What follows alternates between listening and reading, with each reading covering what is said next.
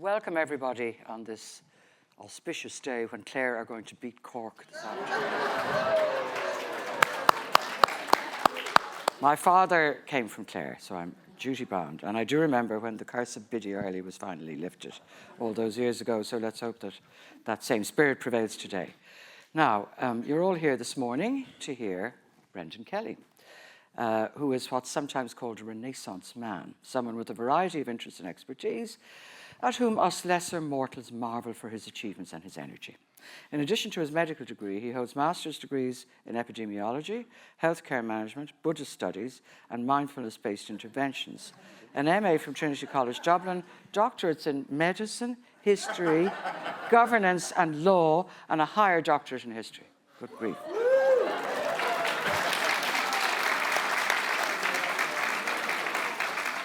We know him for mainly two reasons. He's Professor of Psychiatry at Trinity College Dublin and Consultant Psychiatrist at University Hospital Dublin, and also a prolific author of important books on the history of mental health treatment in Ireland, including the groundbreaking Hearing Voices, The History of Psychiatry in Ireland, the first such comprehensive history, and most recently Asylum, Inside Grangegorman, a fascinating look at our biggest mental hospital and its long history. When he's not healing the sick, teaching future psychiatrists, he's also a fantastic marketer of his own stuff. I'm surprised you don't have a doctorate in marketing to add to all the other ones.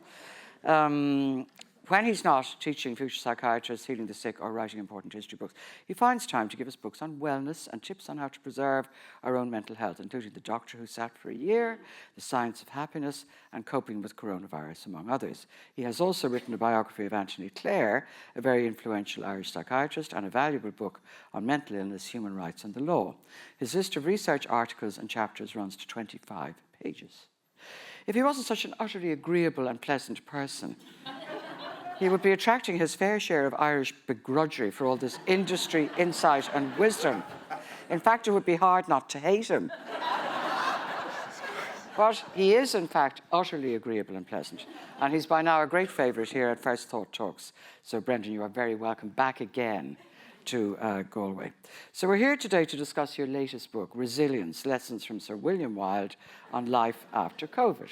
Well displayed. Will you be signing afterwards? I'm sure you will. If anybody wishes to purchase this book, I think it's for sale outside. I hope it is.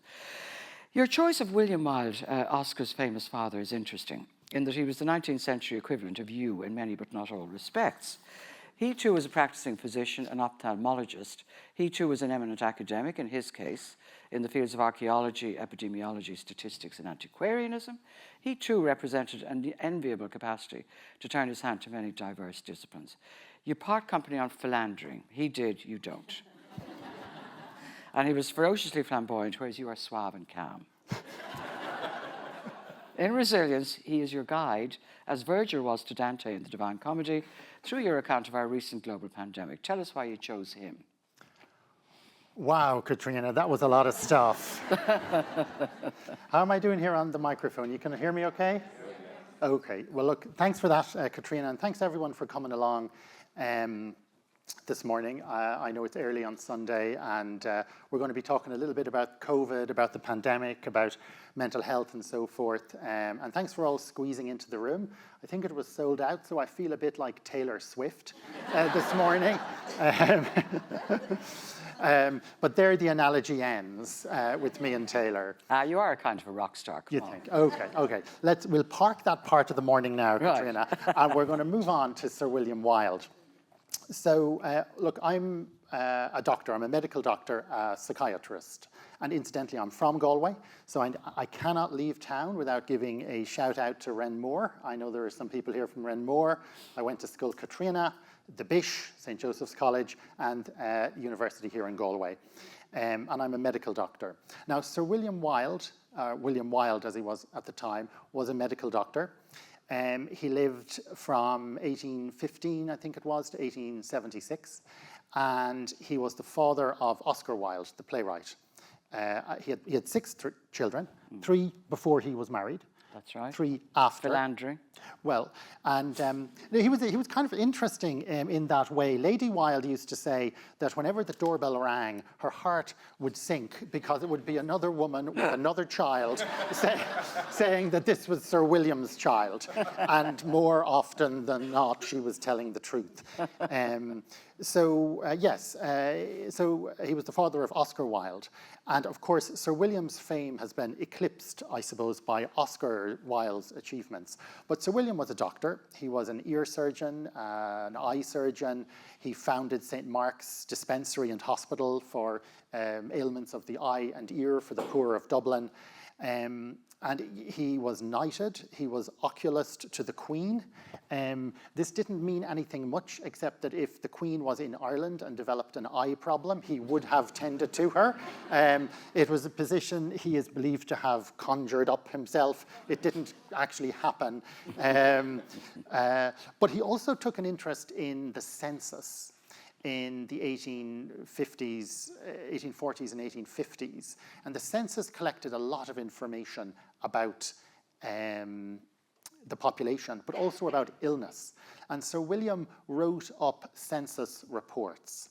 And in the book, I quote a great deal from a report he wrote in 1856, because he took on himself to write a history of epidemics, pandemics, famines, misfortunes, pestilence, and all kinds of things that befell Ireland.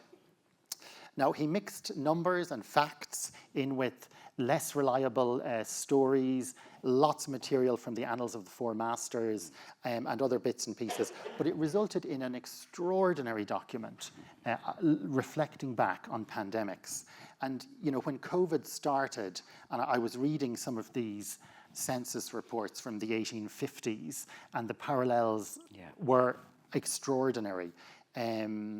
So I've marked out a short few sentences, which I might read. Please do, Brendan, yeah. So he's a fascinating character. I mean, he really is. Sir William she's talking about now, not me.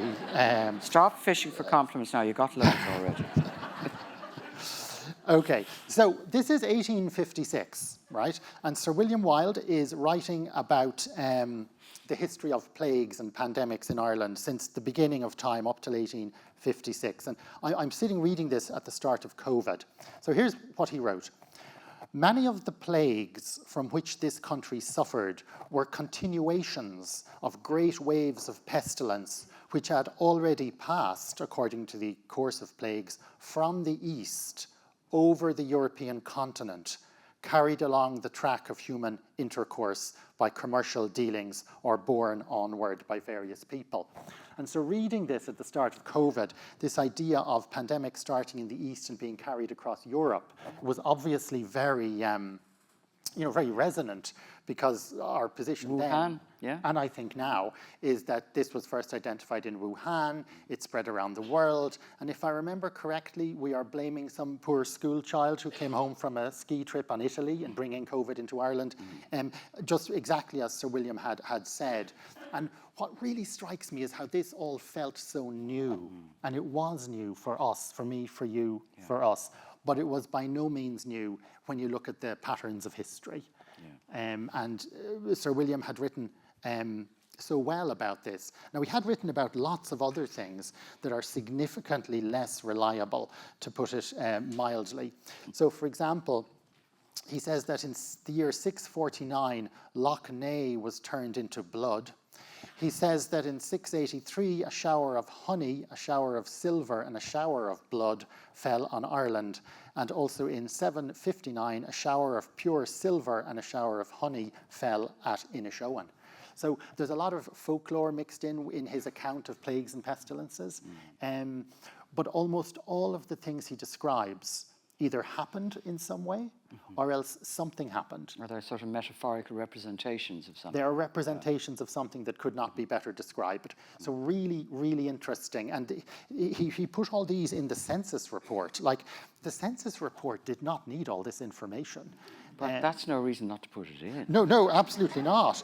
So, like, he put in a 120-page table of plagues, pandemics, and pestilences along with cosmic phenomena that befell Ireland over the course of history. And it's very rich in terms of history once it's interpreted with care. So you can identify the plague is in there. And of course, the plague, the various waves of the plague killed between a third and a half of the population. So that's all recounted there. So at the time of COVID, to answer your question, Sir William Wilde's work just seemed really interesting and really relevant, and a way of thinking about the pandemic that was helpful. And it really works in the book. I mean, he pops up whenever he takes your fancy, as it were, and sheds light on what's happening now. Now, the book is sort of like a diary of the pandemic, covering, 2021?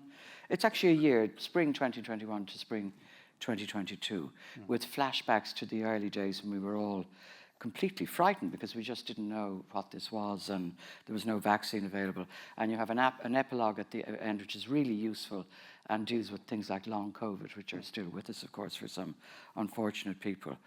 You introduce each month in that year with information about the name of the month and its meaning and various quotations from poetry relating to it. Then you reflect on what was happening during that month and muse on the issues that arise. You also tell us how much coffee you were drinking at the time, with ecstatic amounts of accounts of the effects of caffeine. And I'll be reading a piece later to demonstrate his absolute adoration for coffee. Wilde gets a look in regularly, especially in relation to his valuable work on epidemics. We've just talked about this, and his involvement in getting health information into the mid-19th century censuses. The whole census project was developing from 1821 onwards, and the reports were becoming more sophisticated at each decennial census.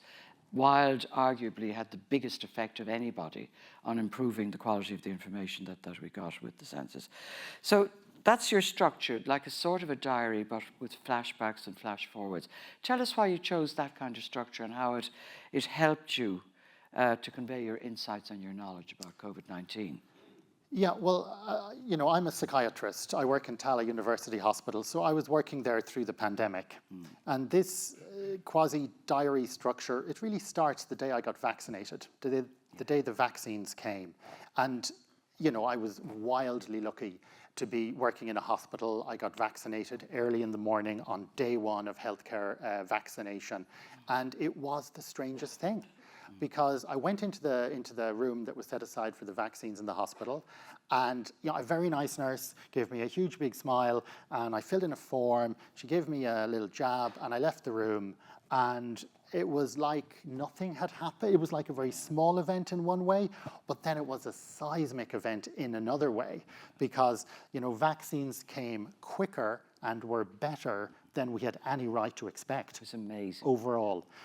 And then I thought, wow, this is a real shift, because people were happy. They were smiling.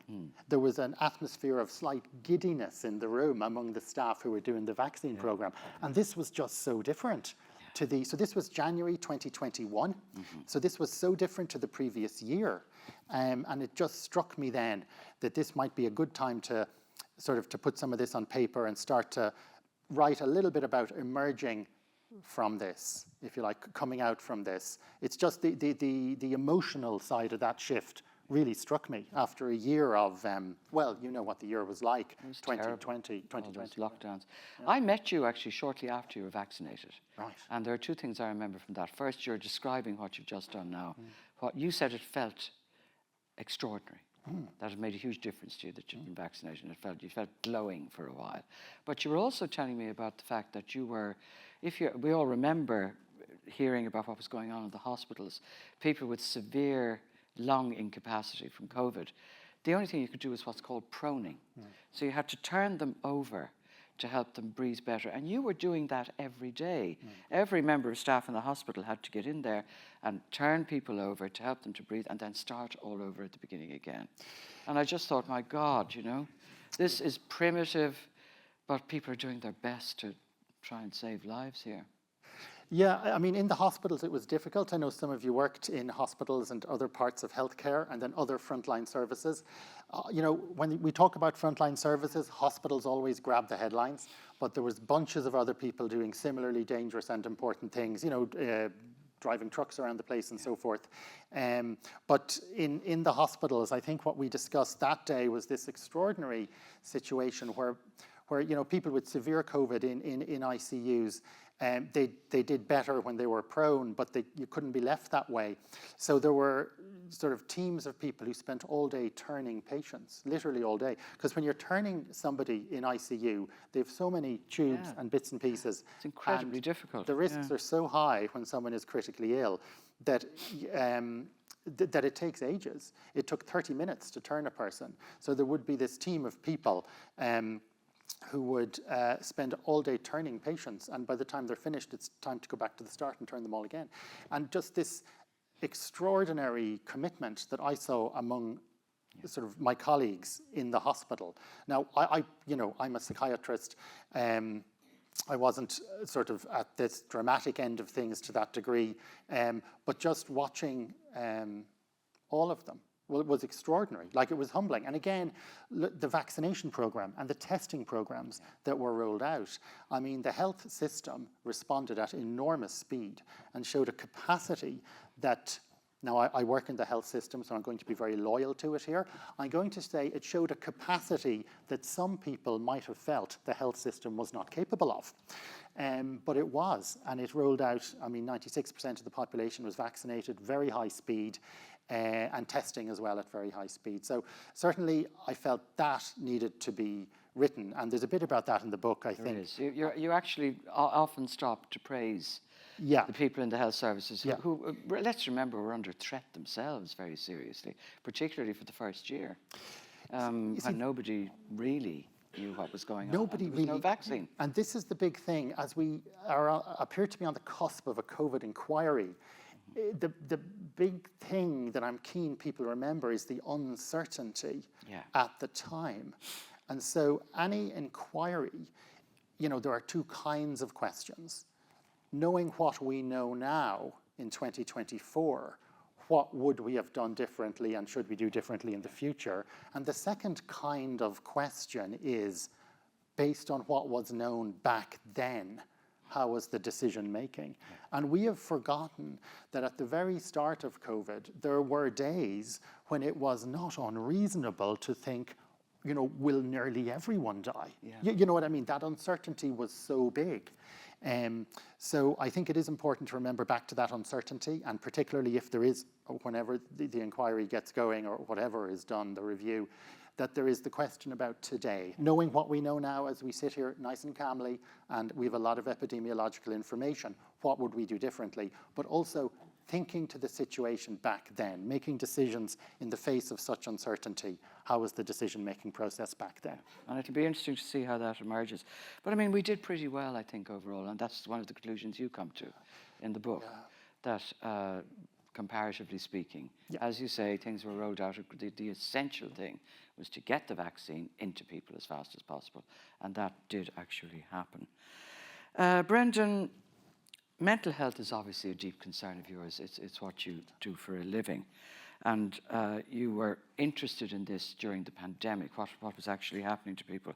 How do you think our mental health services did during COVID and after COVID? Yeah, well, I suppose with the mental health, there's a couple of things. The first thing is the impact of the whole kit and caboodle on us mentally. The pandemic, the restrictions, the whole thing.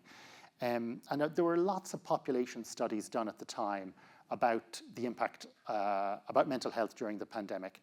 And very consistently, they showed across the world that around 1 person in 5 reported stress symptoms, anxiety symptoms, or depressive symptoms, which were more than they could cope with using their normal coping mechanisms, you know, talking to people and going for walks and doing exercise and all this, which are so important. But that 1 person in 5 felt this exceeded their capacity. And when you move to the health service, about 2 people in 5, about 40% of people reported more stress or anxiety than they could reasonably cope with. And I'm guessing it would be the same in other frontline services. Just as I said, the health service always grabbed the headlines here. So this was really interesting to me, because if 10 years ago you told me there'd be a pandemic, that millions of people would die, I think the global figure is now estimated at a definite 7 million, but possibly as high as 30 million would die. schools and businesses would close, international travel would cease, I would have said, I don't know who'll cope with that. I certainly won't cope with it. I don't know who will. And yet, and the book is called Resilience for a reason. Yeah. And I'm saying that not just to remind you that the book is called Resilience, because I think we undervalue the resilience that we show, and that this really demonstrated it, that 4 out of 5 people, and these studies were done like in Ireland, England, across Europe, the US, China, Japan, everywhere, Australia, 4 out of 5 people said, no, I'm finding a way to cope with this. And I think that's one of the big things the pandemic showed, which is that our way of life, our structure, the travel, the business, and that is maybe more fragile than we thought, but that we as individuals, that we're stronger and more resilient, and maybe wiser and maybe kinder than we usually give ourselves credit for. And more adaptable than we thought we were. Yes. Having to deal with a sort of world historical event like that. Absolutely. That affected every aspect of our daily lives. Do you remember the bleach stuff? When we thought that, I don't mean Donald Trump, whose name will not be mentioned again during this session, who was trying to get people to drink bleach or stick it into them in some other peculiar way. But we were all told that our surfaces held COVID.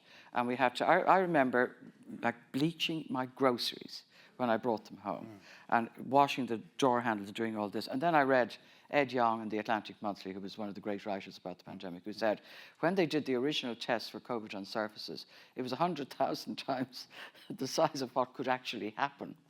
That actually surfaces did not hold COVID to any magnificent extent. You begin to wonder then, do the bleach companies get into league with somebody to make a big fat fortune? Because everyone was buying bleach everywhere. That, of course, the whole significance of COVID is that it was an airborne disease. It was all about ventilation and protection and masks and all the rest of it. But the mental health thing is what we were talking about here. Yeah. I mean, were you able to treat people as a psychiatrist during COVID? Did you have to do Zooms, or what way did it work? Well, it was difficult, for sure, and the mental health services had to adapt a lot, and we tried to do things via Zoom. Yeah. But I suppose there is a difference between what we might call mental health issues at the end of stress or anxiety versus, let's say, schizophrenia, bipolar disorder, severe depression, and certainly I would work more at this end of the spectrum. Right. And it was very difficult to deliver care at that end of the spectrum. Incredibly hard, yeah. Not least because people with conditions such as schizophrenia, bipolar disorder, and so forth, they tend to have poor physical health.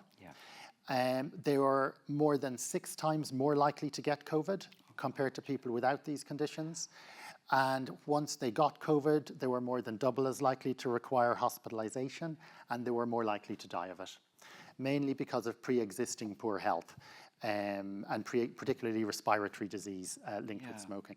So delivering care was more important. And of course, the other thing is public health messages don't reach everyone equally. That's true. And while I might have felt saturated with public health messages about COVID, some people didn't. So that was difficult. If you move to the other end of the spectrum, the sort of feeling stressed and so forth, many people found a way to cope with that. And it's really interesting when you look at those mental health surveys. One thing is some people were very negatively affected, psychiatrically, medically, emotionally, and I'm not denying that for a moment. There were people who found isolation very, very difficult, and people who found just really, really struggled and still struggle. But there was a great deal of talk about older adults, particularly being isolated, and there were all these additional measures at various times. I mean, it's a whole thicket of restrictions and advice. Cocooning. Cocooning. What a funny word that is.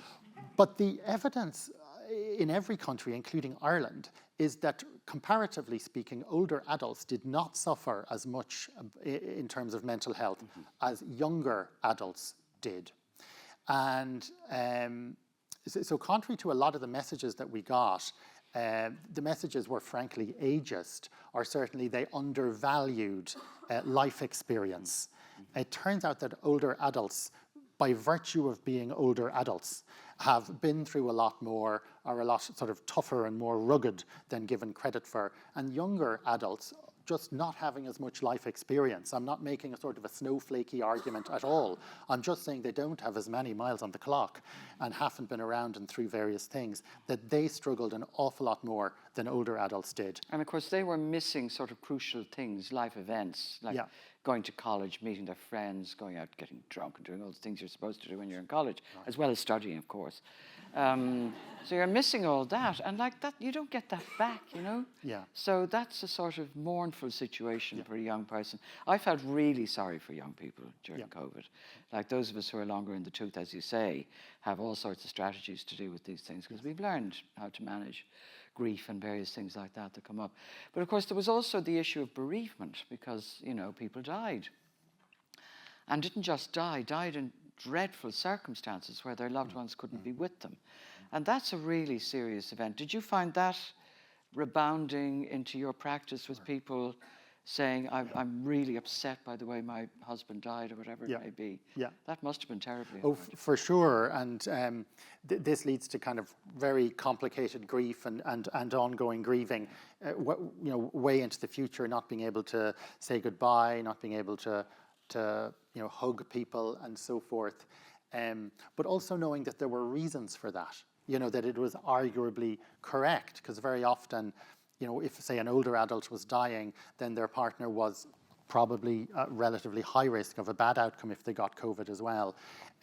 So yes, it was a very difficult time, you know, weighing up individual rights, if you want to put it that way, but not even that, individual expectations about grieving and individual activities versus, if you like, the common good. And that was a big issue right through, even with vaccination. Funerals, Brendan, you know, people couldn't have proper funerals. One thing we do brilliantly in this country is funerals. We're so good at it still. It's not like England, where people, you know, just don't, they're afraid of death, really, basically. We're kind of good at it. Why that is, I don't know, but we are. Well, Catriona, we're good after it. Yeah. We're not so good leading up to it. No, we're not. But we do very good funeral here. Yeah, we do. You know, and, we do a good funeral. Denied we that. do.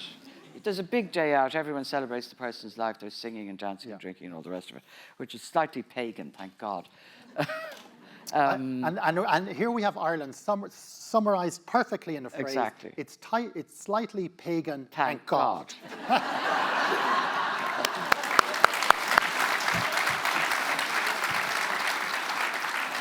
I did that on purpose, by the way. But it struck me, I mean, I was at one or two very sad funerals of people who had died of COVID, elderly people. But, you know, people were standing at a distance from each other outside the church or wherever. And we couldn't go anywhere afterwards to console the bereaved, as we do, I think, so well. I think that must have had long-standing effects for people that, I mean, I know some people had memorials a year later when things were safe, you know, they had their sort of thing. But it's not the same thing as that strange bubble that you're in when you lose a loved one for a few days, and that community aspect of it is so important. Just slightly at a tangent, how do you think our mental health services are doing generally? Well, we had a report last week that things were not good, and that young people are finding it terribly difficult to get appointments for mental health difficulties. Could you, as somebody who's part of that system, tell us what you think? Well, I am part of that system. I work in the public mental health service, and I think all of us who work in it would immediately say it does need to be better. I don't think anyone would deny that, particularly in relation to children and adolescents. Yeah. The report you refer to is the Inspector of Mental Health Services, which primarily, it inspects services as a whole, but maybe a particular emphasis on inpatient services. And of course, we've seen this huge shift away over the past decades, away from inpatient care, trying to move more toward community-oriented care. And there's a distance to go with that yet. At this point in time, Ireland has the third lowest number of psychiatry inpatient beds in Europe, the third lowest. And we've a particularly low rate of sectioning or involuntary care. It's less than half the rate of that in England, for example. So we've seen this pendulum this historical pendulum, which I know we've discussed Yes. a great deal, and which you can read more about in this book called Asylum. We've seen this pendulum rightly swing away from inpatient care, institutional care, and hopefully over toward community. But there needs to be more provided, particularly for children and adolescents. So I would certainly like to see more of that being provided for sure. And obviously there are And is always that because of quality staff shortages, or are there enough people there to treat those who are looking for treatment? It's a tough one. There are staff problems, but in fairness to the HSE, it is trying very hard to recruit more staff. But things get into a virtuous cycle or a vicious cycle, and we do need to turn that around where there are sort of better services that people are proud of. It's interesting comparing to the NHS. You do meet people, celebrating the NHS. And what was it, at the Olympics or something, there was these massive opening ceremonies with... Yeah, Danny Boyle did this fantastic opening ceremony. Yeah, people saying, I'm really proud to work for the NHS. Yeah. So we need to kind of try and cultivate that a little bit more, maybe in the Irish Health Service, where there's this active pride in it, but we're some way from that yet. In fairness, the HSE is trying very hard to recruit, but certainly the mental health services do need a significant boost. Now, I'm not saying more inpatient beds are the answer, just to be clear, but we do need more by way of community services. Yeah, I think so. I've always thought the ideal thing would be brilliant counsellors on every corner so that people could just pop in whenever they feel they need to talk about stuff. It's very, very difficult. It's also incredibly expensive to find counsellors now. It is. And people cannot get the help they need. And I know of at least 2 suicides that occurred because people couldn't get help in time. And that shouldn't be happening in a very rich country. Yeah. Anyway, thank you for that. It's interesting that this book is really timely, I think, because we haven't really had much discussion about COVID since it ended. Now, there's a natural human desire to put things behind us, and you talk a lot about that in the book. It was a traumatic experience for many people. It was also a very boring experience for many people. And you want to move on and do it. People were delighted to be able to go out again and go to the theatre, the cinema, and go out and eat and do all that. Like 100 years ago, we had the Spanish flu, as it was called, which killed 50 million people worldwide, much more than COVID has done. And it was a horrible experience. And everyone forgot about it for a very long time. We were just talking about this before we came up. It wasn't until 1985 that people started writing about the Spanish flu, historians. And there was an epidemiological conference in South Africa in 1985. Some historians went to that and realized this was a huge story that everyone had forgotten about. A world historical event that killed 50 million people, and nobody wanted to think about it. Do you think it's possible that, well, you haven't, obviously, you've written a lovely book about it and all sorts of reflections on it, and we will be coming to the lessons you've gleaned from it towards the end of this. But is there a natural human desire to put these experiences behind us and just move on quickly? There is. Yeah. And it happens so fast. Just the week before last in Trinity, where I teach, I was talking to a first-year student. So she's 18.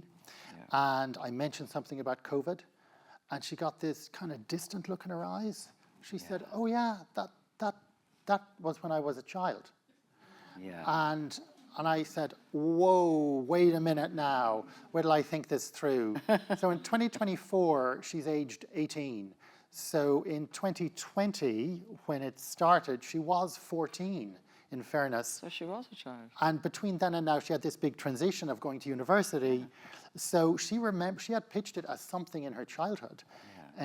Which was just took me aback. Which is a good way of distancing it, I guess. It is a way of moving on. Yeah. And we do similar things all the time. But we do forget, like sometimes even writing this, I was thinking, hold on now, those, the heavy restrictions, was that 1 year or 2 years? Yeah, it gets into a mishmash in your mind. So a year just kind of flipped past there. And partly because we weren't making as many memories as we would normally make. And That's a really interesting point, yeah. The ones we made were really, really repetitive, like really boring. Yeah. And then some things stand out. Like one of the things I was really lucky during the pandemic because I was working all the time. I work in a hospital. I work in the health system. I was never going to lose my job. And you felt fabulously useful, I imagine, which is really nice. Really unusual for me. I usually don't No, you're always useful. But I mean, the whole business of being part of the health service, you know, it was exhausting and awful for people, but also you were doing such important work. And look, I'm going to confess, I still have an essential worker sticker on my car. Yes. And whenever my self-esteem is going to the dogs. Because you used to have a letter to say, I had a letter saying I was essential. And be driving out to the hospital, right? No cars on the road, a few Gardaí bored out of their heads, stopping you and saying, oh, now are you an essential worker? And I'd say, yes, Garrod, same as yesterday. You're stopping me every day for a chat and I've nothing to say. Yeah, so we weren't making as many memories. And this means that it condenses and some of us don't remember big chunks of it. Yeah. Now, people remember events, say people who lost a job, people who were ill, people who were bereaved, although I meet people who say, oh, I had COVID twice. Hold on, 3 times. You know, people who were not severely affected by it. You know, so it changed memory during that period. And maybe that's part of... That's really interesting. We weren't making the same number of memories we weren't. as we usually would. And that changes the way you remember it, It totally changes, if you like, the magnitude of what we remember, which then changes our timeline. So to figure out what was happening, you'd need to sit down with your diary and a bit of paper, which is more than is the case normally. Did you keep a diary during COVID yourself, or a journal? I kept notes during it. Kept notes, which must have been really helpful for this, because it does bring you back to the specific sort of dates that were there. It might be hard to believe, but Resilience is a very funny book. It's going to make you laugh. And some of this comes from your secondary footnote system, where we get wry observations at the bottom of the page. For example, you compare your absorption in William Wilde's census reports with other people's pandemic pursuits. Quote, other people might be standing in their back gardens doing Tai Chi or meditating, but my head is buried in the 1851 census. And the footnote is, I might have a problem. So I'm going to read an account of something that all of us will remember in the era of outdoor dining. Do you remember that? Which also deals with your coffee addiction delightfully. I've laughed out loud reading this, a book about the pandemic, and you're laughing, which is a marvellous achievement. So, the COVID-19 pandemic has seen me return to espresso drinking with gusto. This is after you gave up coffee.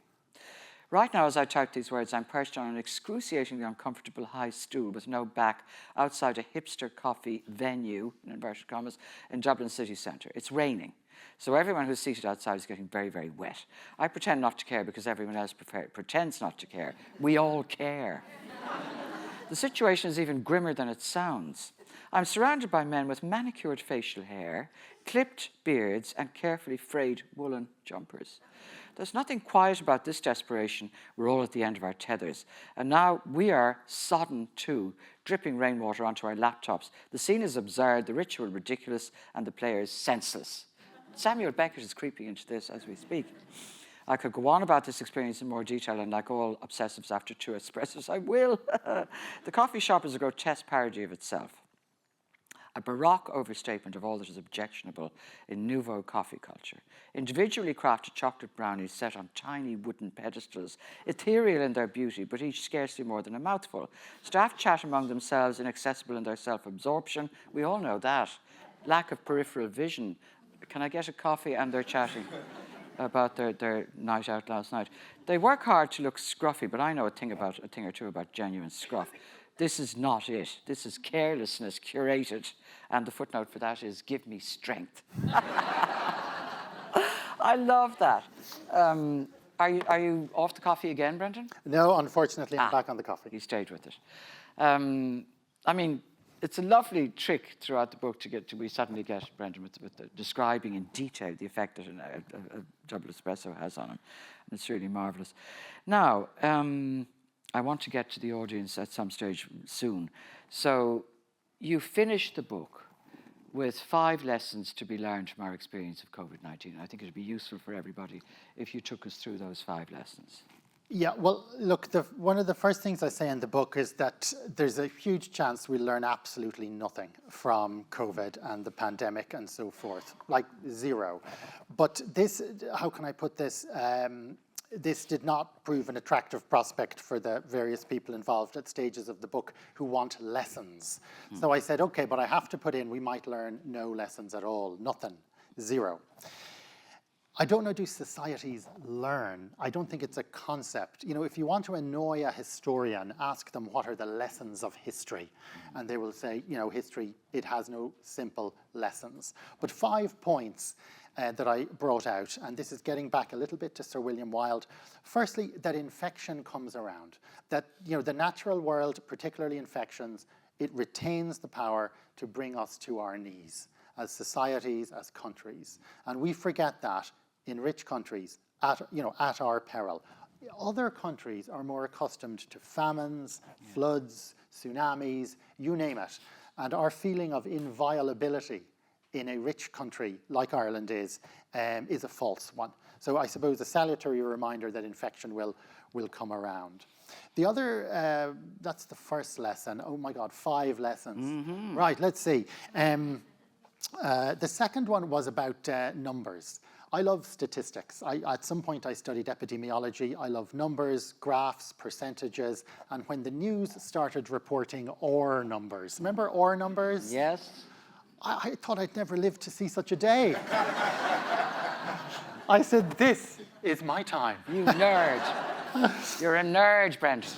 So statistics matter. This is one of the big things. The numbers, they really did matter. And like, I love them. But life has taught me that that is not the language that impacts on many, many people, and that individual stories matter. And I felt this, like, again, at one of those endless news conferences or news reports one day, when they gave the example, I think, of a party or something, and they had pictures of one person who had COVID and then all these other people got it, and they kind of told a story, so that the stories matter. And this is back to Sir William again, with his stories from the Annals of the Four Masters about a shower of silver falling in a show, and Loch Ness turning into blood, and things like this, as well as statistics. So on the five lessons that we might or might not learn, that infection and natural events come around and retain the power to bring us all to our knees. Statistics matter, the numbers really did matter, but also they are complemented by stories, as it were. The fourth one is to do with resilience, that our way of life, our society, is more fragile than we thought. Things can stop. And look, we saw it this week a little bit with the IT glitch thingy. We did indeed. And that there was a moment when you thought, oh my goodness, you know, is everything going to seize up? And it didn't really, but it could have. So though our way of life is more fragile than we thought, but we are stronger. We are definitely stronger and more resilient and kinder than we give ourselves credit for. That is the fourth lesson. And yes, Catriona, there was a fifth. Tell me. And I just remember it now. Cool. It was to do with escape. It was to do with how during COVID, one of the things we really missed was opportunities to escape from our troubles. And I finished the book by heading off to walk part of the Camino in Spain, a very literal kind of escape. Doing it week by week as sort of an age-appropriate Camino, nothing dramatic, and my walking companion is here today, so I won't say anything more about that. But other kinds of escape are equally important. So an example is today, Cork versus Clare. Tens of thousands of people in Croke Park will literally forget everything else in the world, invest all of their emotion, their cognition, absolutely everything in the performance of a team over which they have zero control. And that is... But they don't believe that. Well, you see, it feels like they're there. And that is such a mentally healthy thing to be able to do. And it often requires a crowd, a physical crowd of people together. And that ability, if you like, to sublimate the individual into the collective and feel physically part of something. It's a sort of a state of collective flow. It is an escape from whatever was going on. And that kind of escape is vital. Yeah. It's so important, and this absorption. And I think that's something we missed. So say during the pandemic, when we couldn't meet in groups, one of the pieces of advice was to go for walks. Was anyone advised to go for a walk? Yeah, as if that was the absolute solution to everything. Not a bad idea. For 2 kilometres and then 5 kilometres. Yeah, but what I thought was important that was to maybe not to question every single regulation that was brought in, because that was exhausting, but to go to the edge every time. So when the limit was 5 kms, the advice is walk 5 kms every day, right to that line, look over it, don't step over it, and walk straight back. Or walk 2 kms, and just get as much escape as is possible. So look, there were the 5 lessons, since there was a feeling the book should converge on 5 lessons, but the other one, I guess, is maybe we learned nothing at all from COVID, 0. There's the Beckettian thing again, lurking in the background. Brendan, that was fascinating, as is the book. I can highly recommend it to you all. I think it's time for us now to move to questions. I'm sure you'll have them. Jack, could you bring the lights up there so we can see the audience? Lovely, there you all are, looking suitably absorbed. We have 2 roving mics on either side, so stick your hand up and we'll take a few questions now. Front here, bring it down, lovely.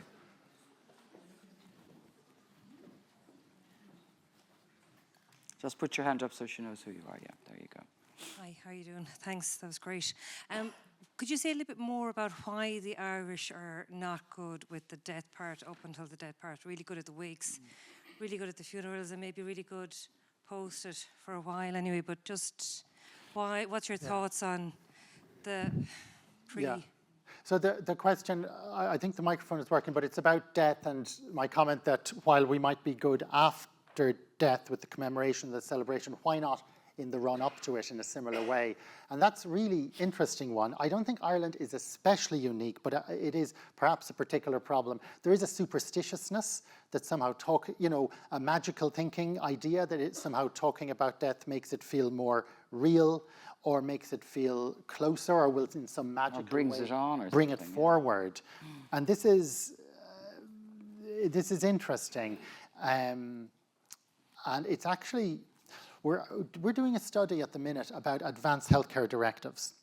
We have a new system of advanced healthcare directives in Ireland to try and direct future care if you lose capacity owing to severe illness. And we brought in a new system for doing this, a clearer, more robust system in 2023, but virtually nobody uses them. Virtually nobody at all, because of a reluctance to think forward to times when we might be ill to the point of lacking capacity. So we're doing a study trying to unpack that a little bit at the minute, but I don't know. Do you have any thoughts yourself about why here in Ireland we might be reluctant to sort of engage? This is a classic psychiatrist trick, by the way. Turn the question back to the person who asked.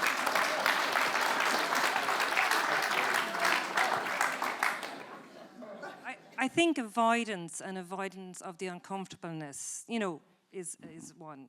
Yeah. I know someone at the moment who's dying in hospice, and I'm just quite surprised at the level of avoidance, Yeah. But I expect everyone to turn up, at the funeral and at the wake, and yeah, I think it's just, and maybe we were better at depth years ago. Maybe we were more acceptance when there was a higher frequency of, the mortality was higher. Maybe we were much better at it. And maybe we were more community and we were seeing more of one another. So it probably naturally happened that we were turning up for each other more. Yeah. So maybe because our communities are so fragmented, I might be living in one area, I'm working in one area, my husband is working in a different area, the kids are in school in a different area. It's all very fragmented. Maybe that's part of it. No, I agree. That's a really good point. And, we do live in a culture very much focused on the individual rather than collectively. And in a sense, that makes it more difficult to talk about these things. And that's something that more broadly we should reflect on. Or to put it slightly more poetically, and I have been working on this line, I was determined to work it in. If everyone is a soloist, there's nobody in the choir. Isn't that lovely? That's brilliant. We're going to borrow that now, but always acknowledge that it was Brendan Kelly who said it first. Now, there's a lady there in green up in the middle. Oh, yes, and you can pass it along to her when you're done, yeah.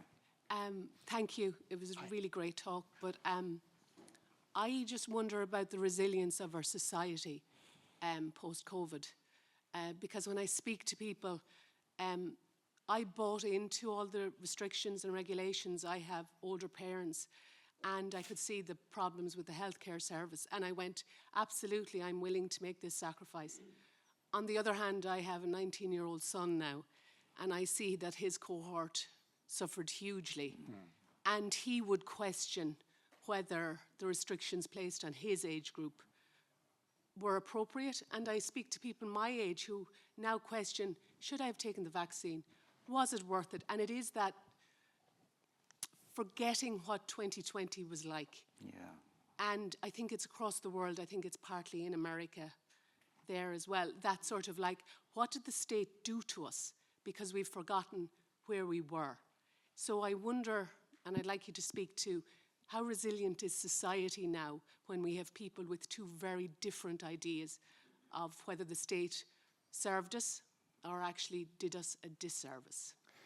Yeah, so wow, that's a really interesting question, and it's partly, as you're intimating, I think, to do with the passage of time and maybe forgetting the rawness and the fear of those early days. You know, and forgetting some of the rhetoric.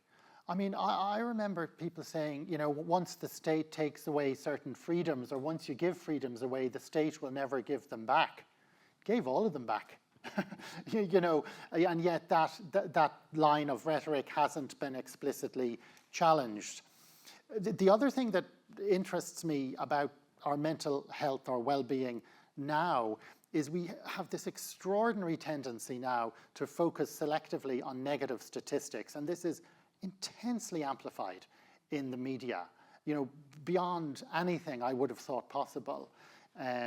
So some of you might, there was a very interesting ESRI report some weeks ago about growing up in Ireland looking at 13-year-olds, and it reported that 13-year-olds had more, were spending longer looking at screens.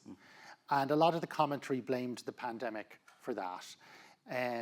Now, the fact that 13-year-olds today spend longer looking at screens compared to 13-year-olds 10 years ago is not a surprise to me.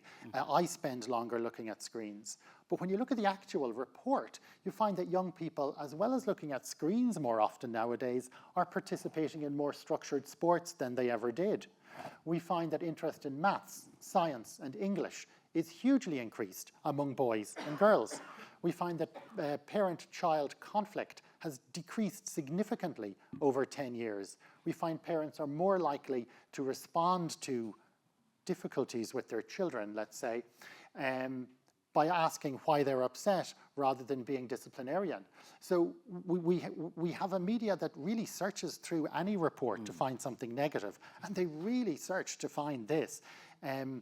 So what we get in terms of views or assessments of mental health now is very misleading.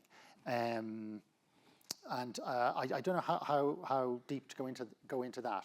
But getting back to your point about the COVID, I think it is really fantastic to hear that your 19-year-old is questioning what was done and not done and the effects it had or didn't have, you know, on him, because that's exactly what needs to happen. Now, my view is that that the restrictions, sort of in a broad general sense, were necessary. I'm sure, based on what we now know, they could have been nuanced better, but I am not at all convinced that they could have been nuanced better at the time.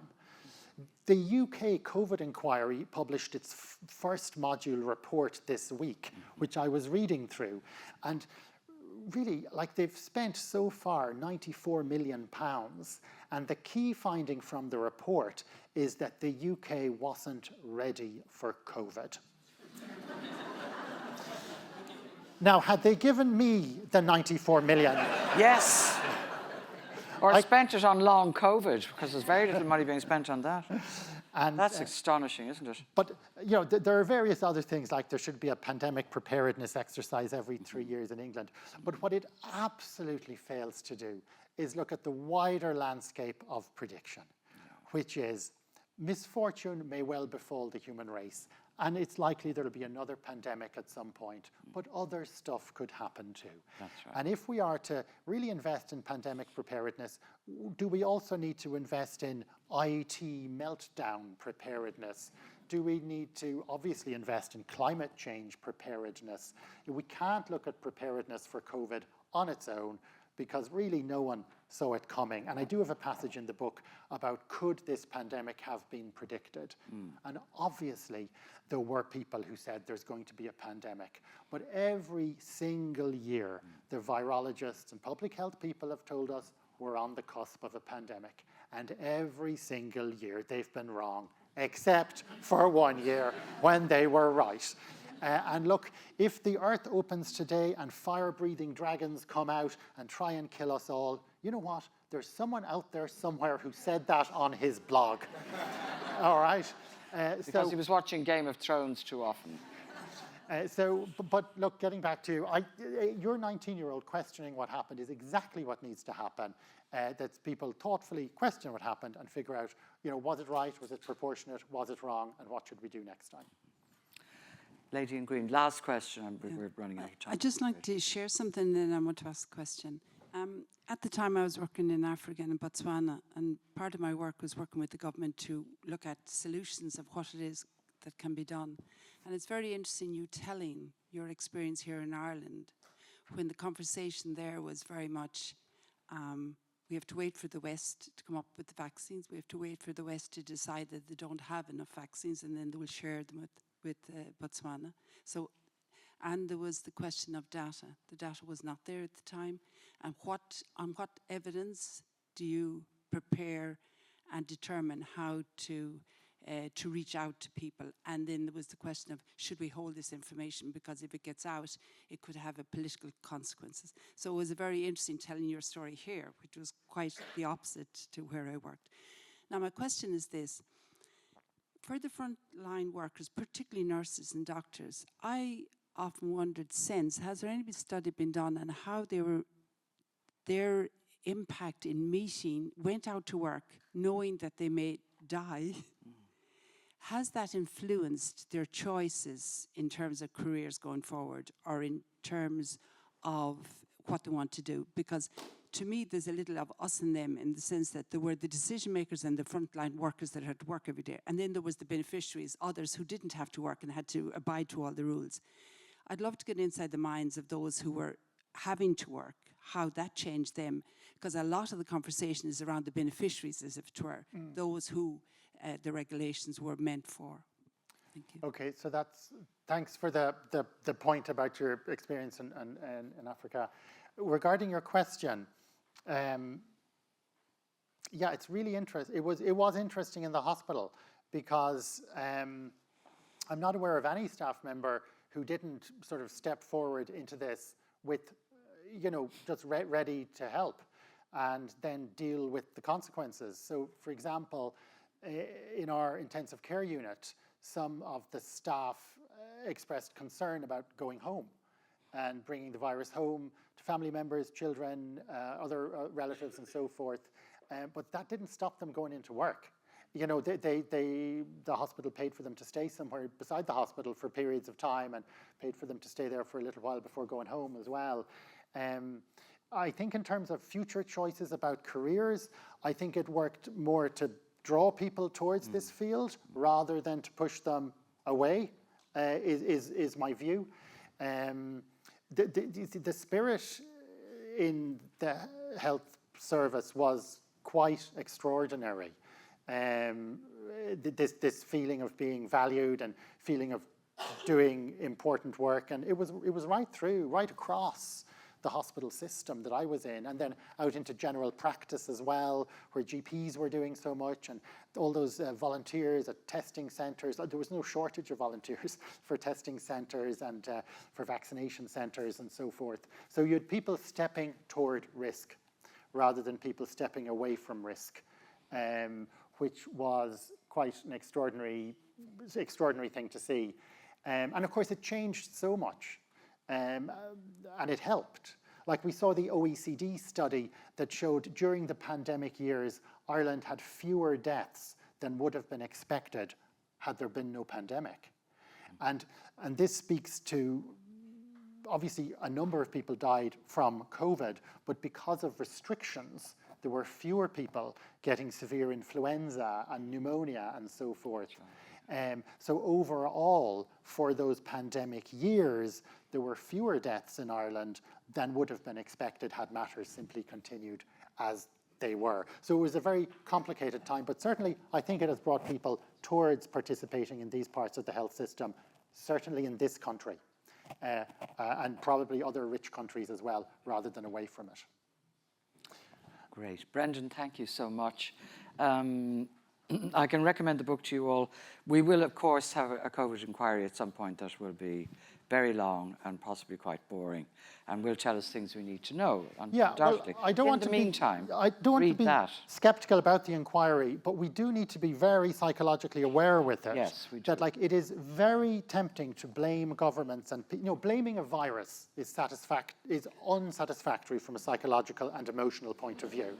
Like, just blaming a virus doesn't work emotionally. So we're going to have a tendency to blame humans, and we're going to blame people in the COVID inquiry. But, this was because of teeny little virus rather than any human actions. Yeah.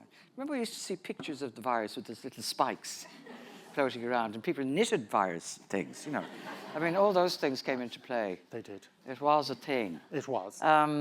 Resilience is really worth reading to remind us, and it's actually an easy way to remind ourselves about what we went through, which, we've been through this, the whole business of our memories being mashed up about what happened. And this takes you through a year of it in a delightful sort of way, with William Wilde as a kind of a guide, Brendan's own natural wisdom and wit, and it's very funny to boot, and it'll make you long for a cup of coffee if you're not already longing for one. So I want to thank Brendan again. Please give him a warm round of applause.